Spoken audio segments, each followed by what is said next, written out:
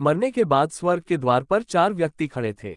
इन 4 व्यक्तियों में पहला राजा था, दूसरा एक बिजनेसमैन था, तीसरा पंडित था और चौथा एक आम आदमी मजदूर था। किसी को भी यह पता नहीं था कि कौन स्वर्ग के अंदर प्रवेश कर पाएगा और कौन वहीं से वापस लौटा दिया जाएगा।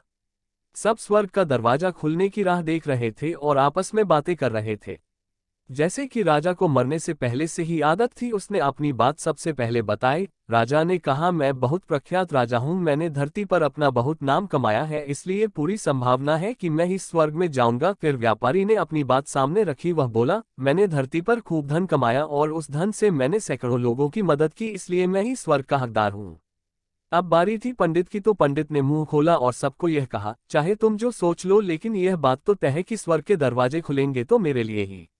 सब जानते हैं कि पंडित दिन रात भगवान को याद करते हैं, इसलिए स्वाभाविक है कि स्वर्ग में पंडित का स्वागत किया जाए। जब सब ने अपना अपना पक्ष रख दिया, तब सबकी नजर उस मजदूर पर थी जो चुपचाप अपनी नजरें नीचे झुकाए बिना कुछ बोले वहीं पर खड़ा रहा।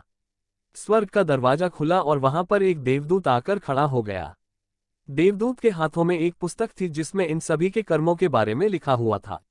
देवदूत ने सबसे पहले राजा को अपने पास बुलाया और उसको पूछा, तुम बताओ, तुमने अपने जीवन में क्या क्या अच्छे कर्म किए हैं। मैं उन्हें इस पुस्तक में देखकर फैसला करूंगा कि तुम्हें अंदर आने देना है या नहीं। राजा ने कहा, मेरा राज्य जितना बड़ा था उतना ही समृद्ध था और मेरी राज्य के सभी लोग खुशहाल थे। सभी बड़े आनंद से रहते थे, मैंने उन्हें कभी भी किसी भी चीज की कमी नहीं होने दी। यही मेरे अच्छे कर्म है। देवदूत ने अपने पुस्तक में देखा और देखने के बाद राजा से कहा, तुम सच बोलते हो, तुमने अपने राज्य की प्रजा को बहुत सुखी रखा था, लेकिन तुमने अपने राज्य की सीमा बढ़ाने के लिए जितने युद्ध किए थे, उन युद्ध की वजह से हजारों सैनिकों ने अपनी जान गंवा दी थी। उन हजारों सैनिकों के परिवार के दुख का कारण तुम बने थे, इसलिए तुम स्वर्ग में नहीं आ सकते। अब बारी थी व्यापारी की।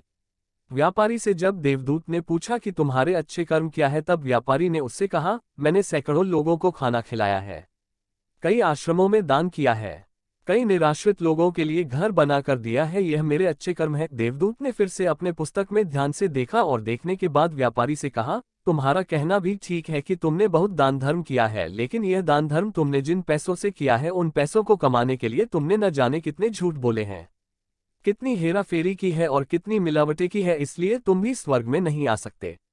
जब पंडित से यही सवाल किया गया तो पंडित ने बड़े ही आत्मविश्वास के साथ कहा, मैंने अनगिनत लोगों को ज्ञान दिया है, हजारों यज्ञ और पूजाएं की है और दिन रात भगवान का जाप किया है, इससे अच्छे कर्म और क्या ही हो सकते हैं।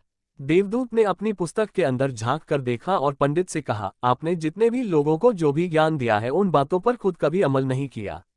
आपने यज्ञ, पूजा या भगवान का नाम निस्वार्थ भाव से कभी नहीं लिया, इसलिए आपका भी स्वर्ग में आना प्रतिबंधित है। मजदूर यह सब देखकर हैरान था। वह अब तक जिन्हें महान समझता आ रहा था, उनकी व्याख्या स्वर्ग के दरवाजे पर आकर बदल गई थी। धरती पर जिन कामों को अच्छा समझा जाता है, उनका यहाँ पर कोई मूल्य नहीं था। यमदूत ने जब इस मजदूर को अपने पास बुलाया और इससे पहले कि वह उससे उसके अच्छे कर्मों के बारे में पूछता, मजदूर बोल पड़ा, प्रभु, मैं जानता हूं कि मैं भी स्वर्ग में आने के लायक नहीं हूं, लेकिन मैं फिर भी एक बार बाहर से ही स्वर्ग को झांक कर देखना चाहता हूं, बस इससे ज्यादा मेरी कोई इच्छा है ही नहीं, क्योंकि ऐसी इच्छा पालने के लिए मैंने जीवन में कुछ भी नहीं किया है। मैं पूरा दिन मेहनत करता और जो भी पैसे कमाता उन्हें अपने परिवार के पालन पोषण में खर्च कर देता, इसलिए दान धर्म के लिए कुछ बचता ही नहीं।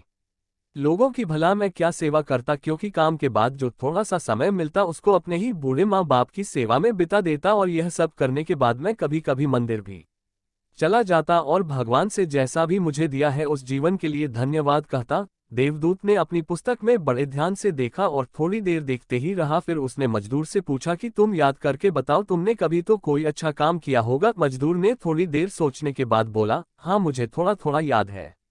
एक बार मैं बहुत भूखा था और मैं खाना ही खाने बैठा था कि एक बहुत ही कमजोर कुत्ता जो ठीक से चल भी नहीं पा रहा था, वह मेरे पास आ गया और मेरे खाने को देखने लगा। तब मैंने अपनी रोटी उसे खिला दी थी और उस दिन मैं खुद भूखा सोया था। मजदूर की बात सुनने के बाद देवदूत मुस्कुराया और मजदूर को बड़े सम्मान से स्वर्ग के अंदर लेकर गया।